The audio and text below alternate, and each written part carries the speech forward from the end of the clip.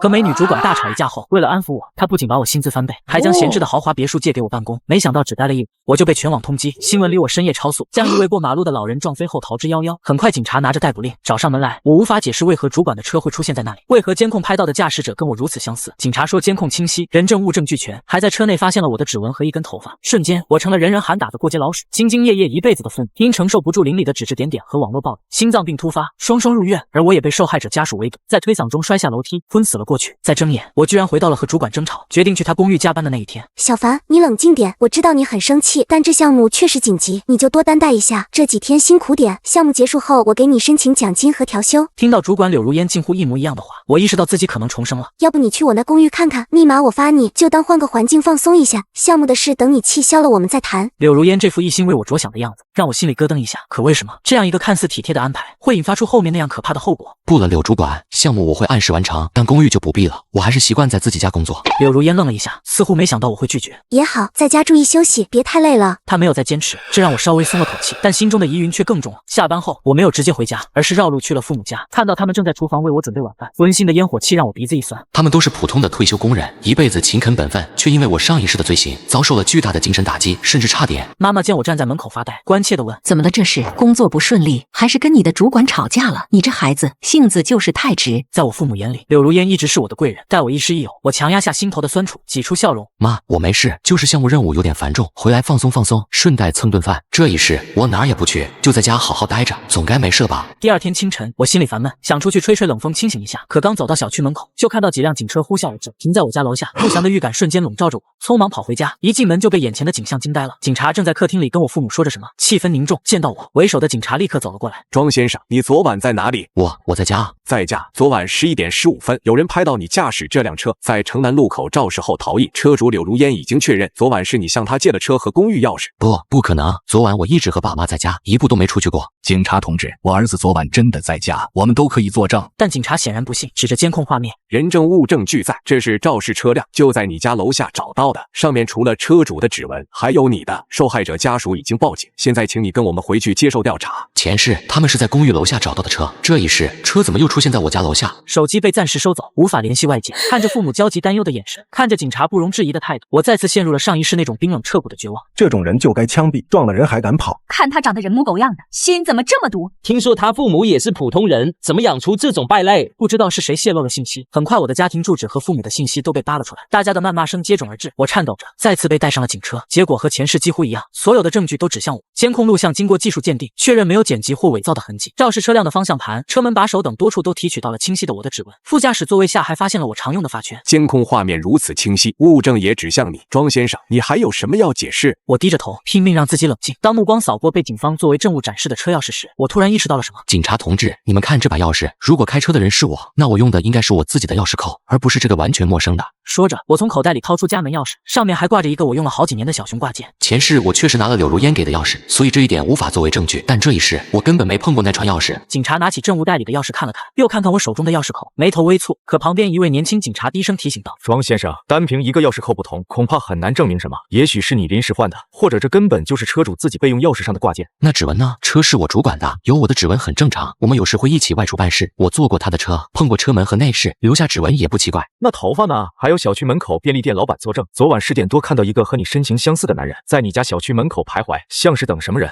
我一时语塞，便利店老板跟我家有点过节，他的证词能信吗？还有，我们查了你的行车记录 APP， 昨晚11点左右有车辆启动和行驶的记录，虽然时间不长，但路径与肇事地点方向一致。我的大脑嗡嗡作响，一片空白。我的行车记录 APP， 我昨晚根本没开车，又怎么会有记录？警察同志，我的手机昨晚一直在家里充电，我没有碰过，会不会是黑客入侵？庄先生，你的手机我们检查过，没有发现被远程控制或入侵的痕迹，所有证据都形成了闭环。现场的气氛再次凝固，所有人的目光都聚焦在我身上，怀疑、鄙夷、愤怒与不屑。这一刻，我仿佛又回到了前世那种被全世界抛弃、百口莫辩的境地。忽然门外传来一阵骚动，受害者家属和一些被言论煽动起来的热心市民堵在了门口。就是他，那个肇事逃逸的凶手。这种人渣，警察为什么不直接抓起来判刑？这时，一个中年妇女冲了进来，两手就要打我。你这个杀千刀的，还我老伴的命来！好在警察及时拦住了他，但场面已经失控。大家冷静，案情还在调查中。调查什么？证据确凿，你们警察是不是想包庇他？把他交出来，我们要替天行道。不是我，真的不是我，我昨晚真的在家，我爸妈可以证明，求求你们相信我。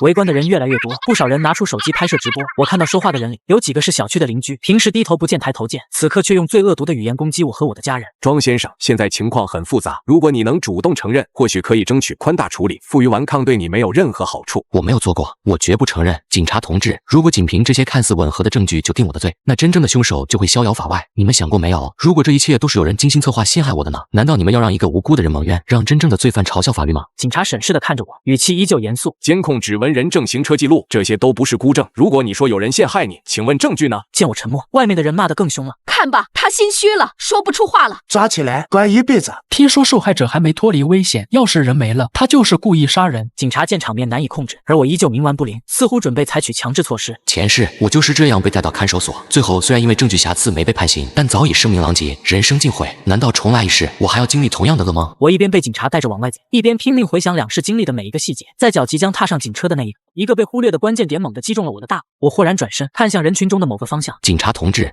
我知道是谁陷害我了。警察停下脚步，顺着我的目光扫视人群。是谁？我深吸一口气，语气带着一丝不易察觉的颤抖。是我的主管柳如烟。人群中发出一阵哗然。柳如烟，那个把车借给我，看似好心的主管。庄先生，你确定吗？柳如烟现在人在外地出差，有明确的不在场证明。我知道他不在场，但他有同伙。我目光灼灼地盯着人群里的一个身影。还有我的表弟楚生。被我点名的楚生脸色瞬间煞白，眼神闪躲，身体不由自主地往后缩了缩。围观的人群更是炸开了锅，议论纷纷。什么情况？怎么又扯上他表弟了？这人是不是疯了？为了脱罪开始乱咬人了。主管和表弟，这都什么跟什么？警察显然也觉得我的指控有些离谱，语气更加严肃。庄先生，饭可以乱吃，话不能乱说。指控他人需要证据，否则就是诽谤。我知道他们不信。如果说这一切是我主管策划的，那动机是什么？他为什么要害我？而我的表弟，一个刚毕业来投奔我的小男生，又怎么会参与其中？请把我的表弟楚生叫过来。有些事情要当面对质，有些证据现在说出来，可能会被销毁。见我态度坚决，不像是信口雌黄，警察对视一眼，派人去把人群后面脸色苍白的楚生带过来。楚生来到我面前，他低着头，不敢看我，也不敢看警察。父母也围了过来，不解地看着我。小凡，这到底是怎么回事？阿生怎么会？妈妈的声音带着困惑和担忧。我看着楚生，心里百感交集。他是舅舅家的儿子，大学毕业后找不到合适的工作，父母让他来投奔我，希望我能帮衬一下。我看他老实内向，平时对他颇为照顾，还让他暂时住在我家。上一世他在我出事后表现得十分难过，还帮着照顾我病倒的父母，我从未怀疑过他。我深吸一口气，压下复杂的情绪。爸妈，有些事可能和你们想的不一样，等一下我会证明我的清白。周围的人见状，更加认定我在胡搅蛮缠。搞什么？一会儿主管，一会儿表弟，我看他就是想拖延时间。演戏给谁看呢？真以为这样就能脱罪？警察同志，别跟他废话了，赶紧带走吧。闻言，警察也失去了耐心，沉着脸对我说：庄先生，我们给了你机会，如果你拿不出切实的证据，在我拿出证据前，我想先确认几个技术问题。警察皱着眉，显然对我的拖延战术很不满。你又想做什么？请相信我，这几个问题很关键，关乎真相。警察同志也不希望放过真正的罪犯，对吧？经过短暂的沉默和眼神交流，为首的警察点了点头。问吧。首先，我想确认一下，警方找到的肇事车辆，除了我和车主的指纹外，是否还有第三人的指纹？现场勘查很仔细，主要接触点提取到的清晰指纹只有你和车主柳如烟的，当然不排除有其他模糊或无法识别的指纹。那在车内找到的那根头发，以及副驾驶座位下的发圈，是否都确认是我的？经过 DNA 比对，头发是你的，发圈是你常用的品牌和款式，上面也附着有与你 DNA 一致的皮屑组织。这些回答都在我的意料之中，也和上一世的证据如出一辙。接着，我提出了最关键的问题：关于那个行车记录仪 APP 的记录，警方能否确认那个启动和行驶记录是在哪个设备上登录操作的？是我本人的手机，还是其他设备？这个问题让技术警察愣了一下，随即开始在手持设备上查询。记录显示登录设备是……他抬头看了我一眼，又看看旁边的楚生，是一台笔记本电脑，登录 IP 地址就在你家。全场一片寂静。用电脑登录行车记录仪 APP， 这本身就很奇怪。那台笔记本电脑是谁的？在我家，除了我的电脑，就只有我表弟楚生带来的一台旧笔记本。听我这么说，楚生的脸色瞬间变得惨白如纸，身体摇摇欲坠。我不知道，我的电脑昨晚没有用过。楚生语无伦次的否认，我却紧紧盯着他。你没有用，那为什么 APP 的登录记录会是你的电脑？而且我的行车记录仪 APP 账号密码只有你和我知道。我告诉过你，是为了方便你偶尔需要借车时查看车辆定位。我没有，哥，真的不是我，我怎么会害你呢？楚生哭喊起来，试图抓住我的手，我甩开他，看向警察。警察同志，现在可以请你们检查一下楚生的笔记本电脑吗？我相信里面一定有登录记录，甚至会有更多线索。还有那把车钥匙，我怀疑上面的指纹根本不是我的，而是楚生的。他手上容易出汗，戴了薄手套开车，但碰钥匙的时候可能没戴。技术警察立刻提取了楚生的指纹样本，并让人将他家里的笔记本电脑取来。等待结果的时间，每一分每一秒都无比漫长。围观的人群也安静了下来，似乎意识到了事情可能真的有反转。很快，初步结果出来了。报告，楚生笔记本电脑内确实发现登录行车记录仪 APP 的缓存记录，时间与系统记录吻合。错是在证物车钥匙上，除了车主柳如烟的指纹外，提取到的几枚男性指纹，经过比对，确认属于楚生，而非庄碧凡。真相终于露出了冰山一角，警察的脸色立刻变得极其严肃，眼神犀利地看向楚生。楚生，这到底是怎么回事？你为什么要用你的电脑登录你表哥的行车记录仪 APP？ 为什么车钥匙上全是你的指纹？现场一片哗然，所有人都惊呆了。天啊，真的是他表弟干的！我的老天爷，这男生看着挺老实的，为什么要陷害自己表哥？图什么？楚生彻底崩溃了，瘫软在地，痛哭流涕。不是我，主要不是我，是刘主管，是他逼我的。他断断续续的哭诉，终于拼凑出了事情的真相。原来柳如烟因为我之前在项目会议上公开质疑他的决策，让他颜面尽失，一直怀恨在心。他觉得我功高盖主，迟早会威胁到他的地位，便起了歹心。而楚生来我家后，柳如烟偶然发现他对我心存嫉妒，嫉妒我的工作和生活，所以开始威逼利诱，让楚生配合他。柳如烟利用职务之便，借团建活动收集做纪念品之名，拿到了我的头发样本，并采集了我的指纹。至于便利店老板的证词，也是柳如烟提前买通的，肇事逃逸的计划正是他一手策划的。听着楚生的哭诉，我只觉得浑身冰冷。我一直信任的主管，我好心收留照顾的表弟，竟然联手给我布下了这样一个歹毒的陷阱。前世我到死都不知道真相，含冤而终。这一世如果不是我重生后多了个心眼，拒绝去公寓，并且注意到了钥匙扣和 APP 登录设备这两个细节，恐怕又要重蹈覆辙。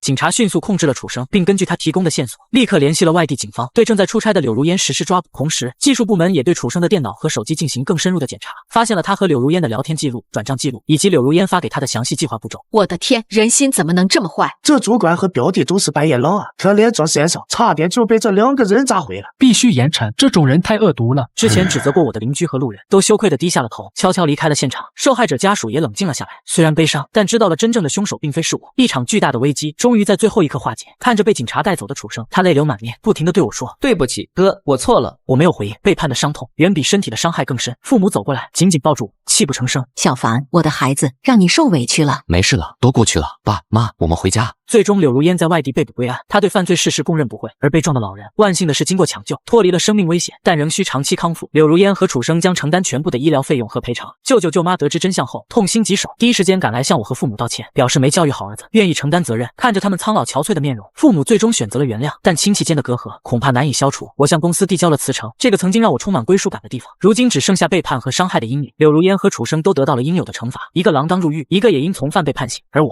在经历了这番生死和背叛后，内心也发生了巨大的变化。我带着父母离开了这座城市，去了一个没人认识我们的地方，开始了新的生活。